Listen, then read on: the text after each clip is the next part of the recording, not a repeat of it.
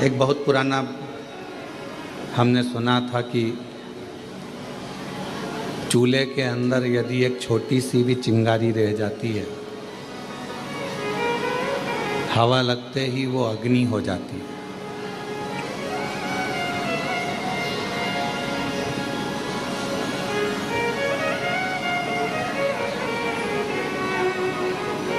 एक छोटी सी चिंगारी बाद में अग्नि का रूप ले लेती है। बस हवा लगी उसमें और उसने अग्नि का रूप लिया।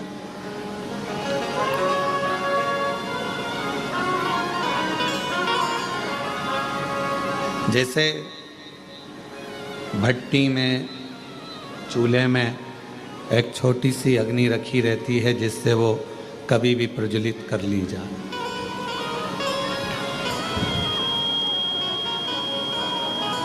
उसी तरह मेरे देवाधिदेव महादेव भी जब पृथ्वी पर भेजते हैं, जन्म देते हैं, माँ के गर्भ से आपका हमारा जन्म होता है। और भगवान देवाधिदेव महादेव जब माता के गर्भ से आपको और हमको जन्म देते हैं, तब एक भक्ति की छोटी सी चिंगारी हमारे अंदर रख देते हैं। और जब हम पृथ्वी पर जन्म ले लेते हैं, कहीं शिव महापुराण की कथा की हवा हमें लगती है तो हमारी भक्ति की अग्नि फिर प्रज्वलित होने लगती है। और वो भक्ति की जो अग्नि है वो पापों को समाप्त करने के लिए, तृष्णा को, वासना को, अहंकार को समाप्त करने के लिए होती है।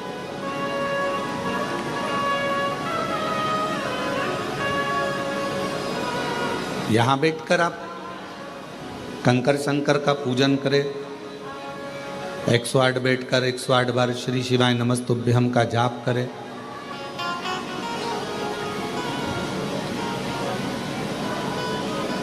बीच बीच में जलवृष्टि भी होती रही, भजन करते रहे, स्मरण करते रहे, नाम जाप करते रहे। और फिर साथ में भगवान शंकर की कृपा से, करुणा से, उनकी उदारता से ये शिव महापुराण की कथा श्रवण करने को मिल गई।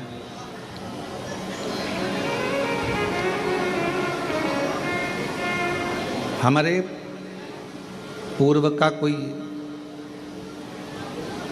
प्रारब्ध होगा जिस प्रारब्ध के कारण हमको ये सब मिल रहा है। पूर्व का कोई प्रारब्ध होगा, कोई अच्छा कर्म होगा जिसके कारण बस हमें सनातन धर्म में जन्म मिला, भारत वतन मिला और भगवान देवाधिदेव महादेव की कथा मिली। ये हमारे पूर्व का कोई अच्छा कर्म है। दुनिया में कोई सा भी ऐसा धर्म नहीं है दुनिया में कोई सा भी ऐसा एक मजहब नहीं है जिसमें पत्थर को भी पूज कर परमात्मा बना दिया जाता है।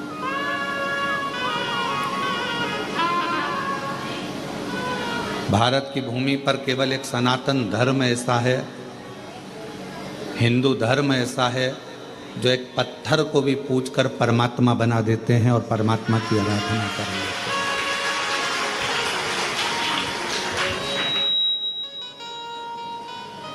कोई किसी मजहब में, किसी भी मजहब में परमात्मा की पूजन कर कर, एक कंकर की पूजन कर कर, एक पाषाण की पूजन कर कर उसमें परमात्मा कैसे देखें?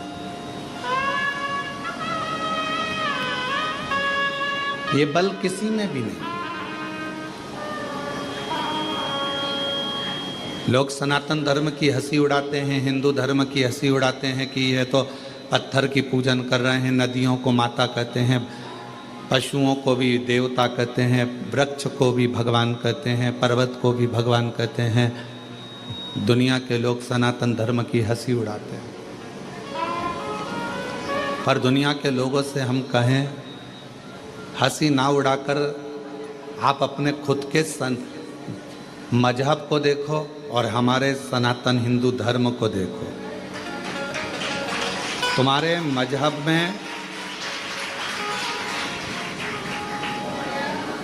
परमात्मा को कंकर से भी नहीं पूजा जाता, उसमें परमात्मा की प्राप्ति नहीं करी जाती। पर हम वो सनातनी हैं जो एक मिट्टी को भी अगर हाथ में उठा लेते हैं तो उसको भी माता कहकर सम्मान देकर उसको अपने मस्तक पर चढ़ा देते हैं, एक मिट्टी को। यहाँ दुनिया के लोग आते हैं, कंकर शंकर की भूमि पर पहुँचते हैं, कंकर बीनते हैं, पूजन करते हैं 5 कंकर की। एक कंकर अपने साथ में लेकर जाते हैं, 3 महीने में, 6 महीने में, साल भर में, जब भी वो इधर आते हैं वापस छोड़ जाते हैं, फिर ले जाते हैं।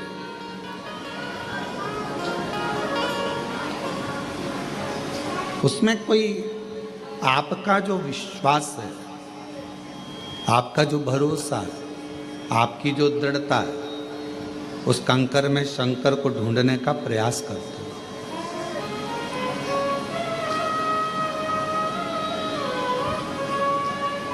और मैंने तेरे ही भरोसे बाबा, तेरे ही भरोसे हवा भी उड़ती जावांगी बाबा।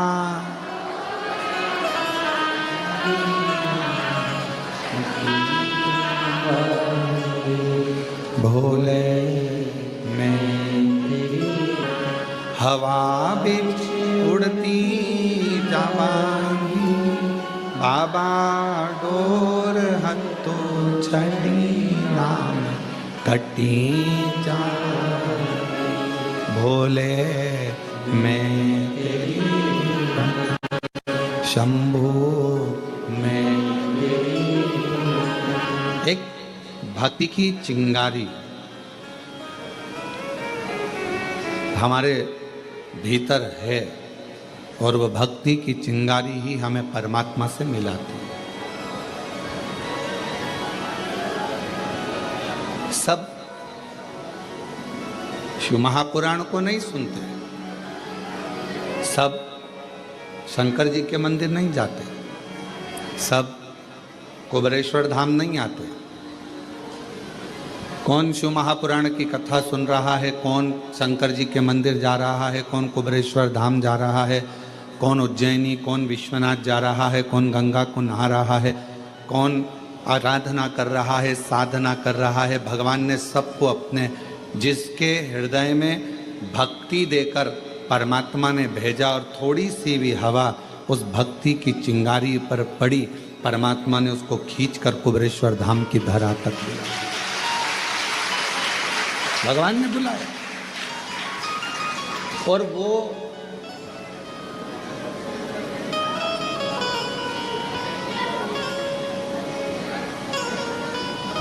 आपने अपने भांजे को फोन लगाया, भांजी को फोन लगाया, दीदी को फोन लगाया कि नहीं तुम्हें राखी पर आना पड़ेगा, राखी पर आना पड़ेगा।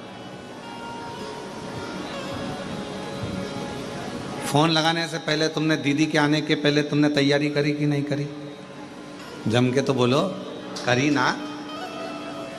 पत्नी ने पूछा क्यों? वो दीदी आने वाली है इंदौर वाली, वो जीजी आने वाली है झांसी वाली, ग्वालियर वाली, क्या दोगे उनको? वो दतिया से आएगी, वो वहाँ भोपाल से आएगी, वो इंदौर से, उसको क्या दोगे?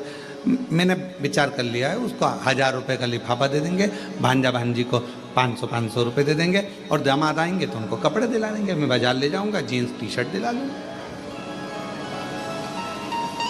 मैं उनको वस्त्र दिला दूँगा। पर बुलाया उसके पहले तुमने व्यवस्था कर ली देने की। उसी तरह कुबेर भंडारी जिसको बुलाता है कुबेरेश्वर धाम पर, उसको देने की व्यवस्था पहले कर लेता है कि इसको मुझे क्या दे, मुझे क्या प्रदान करना है, मैं क्या दूंगा इसको।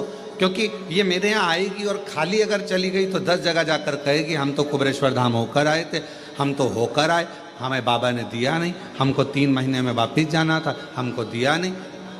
उसके मन में भाव उत्पन्न हो।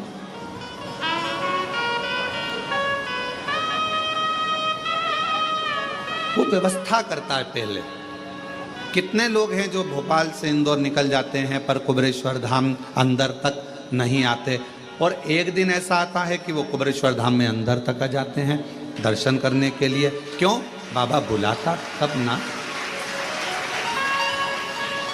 और तेरी कृपा बिना ना हिले एक भी अणु, लेते हैं सांस तेरी कृपा से अणु। बखान क्या करूं मैं राखों के ढेर का, चपटी भभूत में खजाना कुबेर का। हे गंगाधर मुक्ति द्वार ओंकार तू, भोले ओंकार तू। आयो शरण तिहार शंभु तारता। उसने व्यवस्था करी तुमको देने की, तो बाहर रोड पे से तुम अंदर आ, तो उसने इशारा करके तुमको अंदर बुलाया। वो अगर व्यवस्था नहीं करता, वो व्यवस्था कुछ करता ही नहीं, तो वो तुम अंदर भी नहीं आते, बाहर से ही निकल कर चले जाते।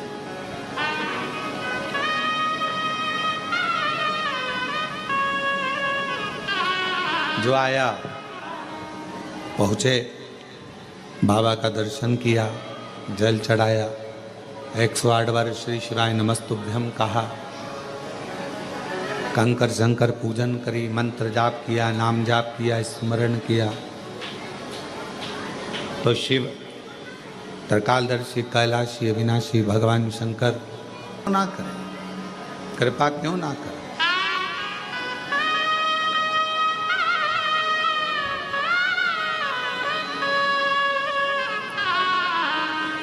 फिर शिव करुणा क्यों ना करे? आप कहीं पर भी रहो, जहां तुम्हारी मर्जी पड़े वहां रहिए। घर में, दुकान पर, फैक्ट्री में, मकान में, सर्विस में, नौकरी में, जहां तुम्हारा मर्जी पड़े वहां रहो। कई माताएं कहती हैं, कई भाई कहते हैं कि हम मंदिर नहीं जा पाते क्योंकि हमारी कॉलोनी से मंदिर बहुत दूर है। कई लोग कहते हैं कि हमारी सोसाइटी में मंदिर नहीं है।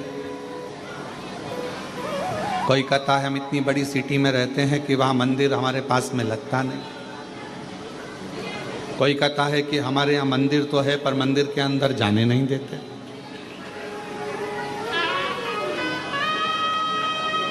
हम मंदिर के अंदर भी नहीं पहुँच पाते। कई लोग हैं और कई तरह की बाधाएं भी हैं मनुष्य के साथ। ऐसा नहीं है कि हमने आपसे कह दिया कि एक लोटा जल चढ़ाने जाओ। साउथ के कई मंदिर ऐसे हैं जिसमें प्रवेश नहीं मिलता, अंदर जाने नहीं देते। और कई कई जगह ऐसी है जहां मंदिर ही नहीं है, पास में नहीं जा पाते, बच्चे भी नहीं जा पाते।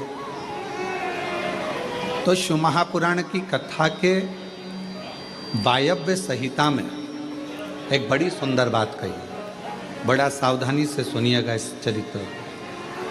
वायव्य संहिता में श्री वेदव्यास जी वर्णन कर रहे हैं।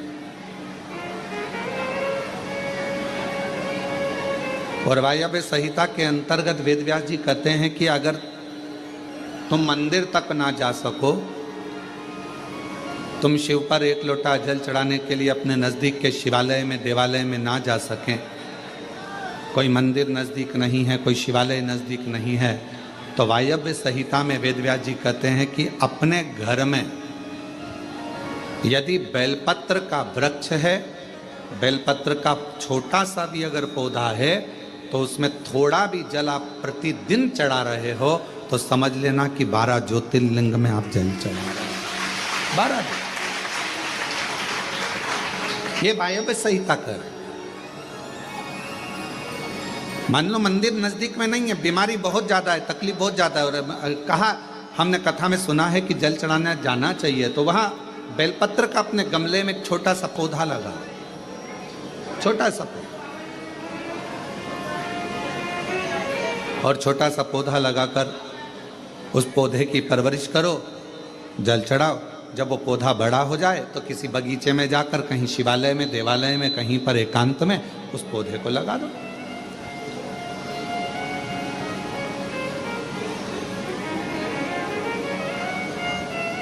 जैसे तुलसा जी को बड़ा कर कर तुलसा जी का मंगल विवाह शालिग्राम जी से होता है, देव उठनी एकादशी पर शालिग्राम बाबा के साथ मंगल विवाह किया जाता है, वैसे ही बेलपत्र के पौधे को बड़ा कर कर उसको भी शिव को समर्पित किया जाता है,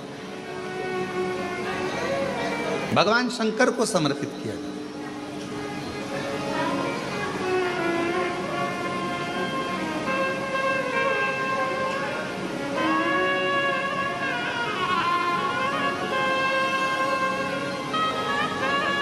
पर उस पौधे को पहले आपको बड़ा करना पड़ता है। पहले जैसे बेटी को बड़ा करते हैं और फिर उसका कन्यादान करते हैं, बेटी को बड़ा कर कर कन्यादान देते हैं, उसी तरह से बेलपत्र के पौधे को बड़ा कर कर उसकी आराधना साधना कर कर फिर उसका दान दिया जाए। कई लोग बड़े विचित्र हैं कि भाई हमको बेलपत्री का पौधा दान करना है, कुबरेश्वर धाम आए, उज्जैनी गए, किसी गुरुजी के यहाँ गए और बाजार में से पौधा ले लिया और बेलपत्र का पौधा दान करिया। उसको कम से कम थोड़ा समय अपने घर में तो रखो।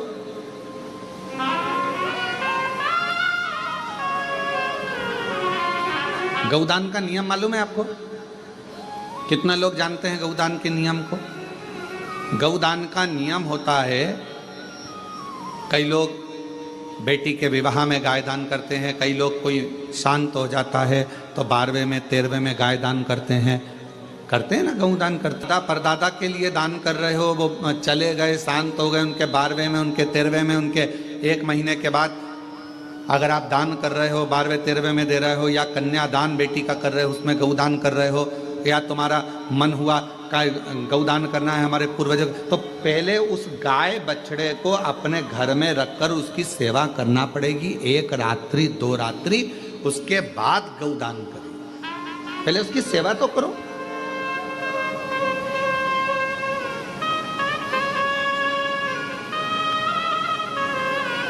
आपने तो डायरेक्ट फोन कर कर कह दिया गाय लिया ना, दान करना है। पंडित जी ने संकल्प छुड़ाया, गाय दरवाजे पर आई और 1 मिनट में संकल्प छूटा। पंडित जी से कहा ले जाओ गाय, लेके जाओ जल्दी से, गाय बछड़ा लेकर जाओ। पंडित जी गाय बछड़ा लेकर चले, ढीले कम करो, गाय बछड़ा पंडित जी लेकर चले। ये श्रेष्ठता नहीं।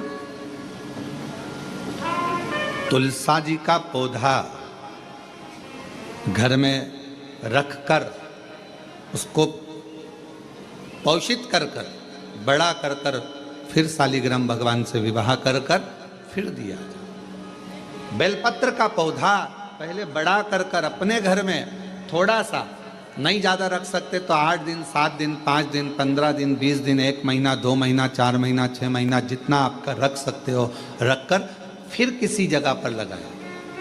क्यों? क्या जरूरत है गुरुजी अपने घर में पौधे को रखकर फिर दान करना, अपने घर में पौधे को रखकर फिर कहीं लगवाना, अपने घर में पौधे को पहले परवरिश कर कर फिर कहीं उसको लगवाना? कारण क्या पड़ता है? कारण एक है, वायव्य संहिता शिव महापुराण की कहती है, अगर हमने किसी बेलपत्र के पौधे को अपने घर में रखकर 5 दिन 7 दिन 1 महीना 15 दिन 6 महीना उसको परवरिश करा तो हमारे घर का कितना भी नेगेटिवता, कितनी भी हमारे घर में कुछ भी गंदा हो रहा है, कुछ गलत हो रहा है, कोई गलत हो रहा है, कोई झूठ बोल रहा है, कोई पाप कर्म हो गया हमारे घर में, इस भूमि पर जिसमें हम रहते हैं उस घर में एनर्जी अगर नहीं है तो आपने उस पौधे को अपने घर में रखकर उसका परवरिश कर कर 15 दिन 7 दिन 1 महीना 2 महीना 6 महीना 8 महीना जितना तुम्हारा मन कर जाए, 1 दिन 2 दिन जितना मन कर, उसके बाद पौधे को कहीं लगवा। क्यों? वो हमारे घर का पूरा गलत जो भी विचार होंगे, गलत सोच, गलत विचार, गलत ऊर्जा वो पौधा ग्रहण कर लेता है। बेलपत्र का पौधा अपने अंदर उतार लेता है। बेलपत्र का और बाद में फिर वो बेलपत्र के पौधे को हम ले जाकर कहीं रोपित कर देते हैं तो उसकी ऊर्जा हमारे घर पर हमेशा रहती है, हमेशा। कैसे? इसके सत्य प्रमाण क्या हो सकता है? तो सत्य प्रमाण का स्मरण करिएगा। एक गाय को 5 दिन, 7 दिन, 9 दिन, 15 दिन अपने दरवाजे से रोटी दीजिए। 9 दिन रोज रोटी दो, 10वें दिन गाय तुम्हारे दरवाजे पर आकर खड़ी हो जाएगी। बोलो खड़ी होगी कि नहीं होगी? जम के तो बोलो, खड़ी होगी ना। गौ माता को तुमने रोटी दिया, अब गाय रोज आकर तुम रोटी खा ला रहे, 2 दिन, 3 दिन, 5 दिन तुमने रोटी दिया तो गाय आकर खड़ी हो जाएगी। एक कुत्ता को तुम्हारे दरवाजे पर रोटी देना चालू करो, 8 दिन बाद वो कुत्ता तुम्हारे दरवाजे पर बैठना चालू कर देगा। बोलो सही है कि गलत है? जम के तो बोलो, ठीक है। एक पक्षी के लिए 2 दिन, 5 दिन, 7 दिन अपने घर के छत पर अनाज डालकर देखो, 7 दिन के बाद पक्षी तुम्हारे दरवाजे पर, तुम्हारे छत पर आना चालू करेंगे कि नहीं करेंगे? बोलो बोलो, जम के बोलो। पक्षी आ रहे हैं, गाय आ रही है, कुत्ता आ रहा है, किसी को दे रहे हो आप तो वो आ रहा है। उसी तरह जब हम हमारे घर में एक बेलपत्र के पौधे को बड़ा करते हैं और बड़ा करने के बाद उस बेलपत्र के पौधे को तुम कहीं पर भी, इंदौर में रहते हो, सीहोर में आकर तुमने लगा दिया, खरगोन में रहते हो, बरहानपुर में जाकर लगा दिया, ग्वालियर में, तुम्हारा मन पड़े तुम अपने घर के आसपास में भी कहीं पर भी उस पौधे को, तुम रहते यहाँ हो 200 मीटर की दूरी पर, 500 मीटर की दूरी पर, 5 किलोमीटर पर, 10 किलोमीटर, कहीं पर भी जाकर उस पौधे को लगा दो।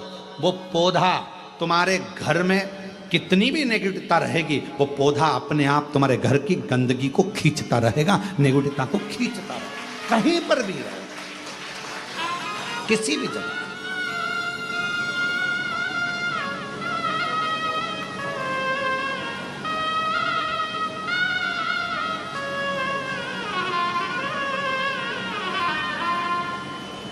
उस ऊर्जा को वो पौधा अपने पास की ऊर्जा को देता रहता है, देता है। और सरल भाषा में समझो, वायव्य संहिता को, व्यास जी महाराज द्वारा रचित शिव महापुराण की वायव्य संहिता और सरल भाषा में समझो। बेटी को शादी कर दिया, बेटी चली गई अमेरिका, ठीक है। अमेरिका में जाने के बाद, अमेरिका में पहुंचने के बाद बेटी को तुम्हारी याद आ रही कि नहीं आ रही है? जम के बोलो जरा। आ रही। तुम्हें बेटी की याद आ रही कि नहीं आ रही है? आ रही।